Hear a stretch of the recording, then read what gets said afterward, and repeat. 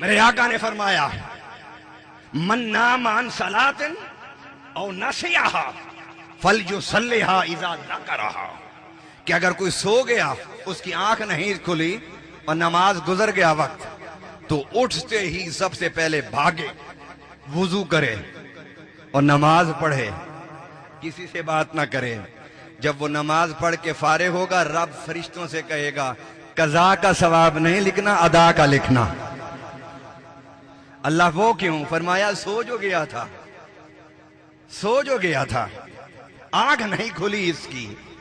तुमने देखा नहीं कि आंख खुलते ही किस बेचैनी से, किस तजब्सुब से, किस इस्तिराब से ये भागा वुजू के लिए, और इसने पहले नमाज पढ़ी, दुनिया का कोई काम नहीं किया। अगर इस बेचैनी को देख के भी मैं इसको कज़ा का सवाब दूं, तो वो जिसने कसमें उठाई थी बैठ के कि मैं इनको गुमराह करूंगा, वो तो खुश होगा। मैं उसको खुश क्यों करूं? मेरे बंदे सिर्फ अपने दिल का किबला दुरुस्त कर ले, फिर जितना मांगता जाएगा वो भी दूंगा और अपनी रहमत से बिन मांगे भी दूंगा। इसलिए फरमाया, जब मेरा बंदा मेरी तरफ चल के आता है तो मैं उसकी तरफ भाग के आता हूं।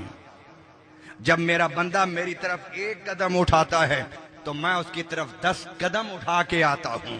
रब ने देखा है कि ये कज़ा कर चुका है नमाज, मगर उठा, रोया, बेचैनी से भागा और नमाज पढ़ी, तो रब ने कह दिया कज़ा का नहीं, अदा का सवाब लिखो। फरमाया, अगर मेरा कोई बंदा काम में इतना मशगूल हुआ या किसी परेशानी में इतना गर्क हुआ कि उसको नमाज के वक्त के गुजरने का एहसास ना हुआ, मगर जो ही उसको याद आया उसने फौरन नमाज कज़ा अदा कर ली, तो फरमाया इसे भी कज़ा का सवाब नहीं, अल्लाह कज़ा पढ़ी है, फरमाया पढ़ी कज़ा है, मगर सवाब इसे अदा कर दो।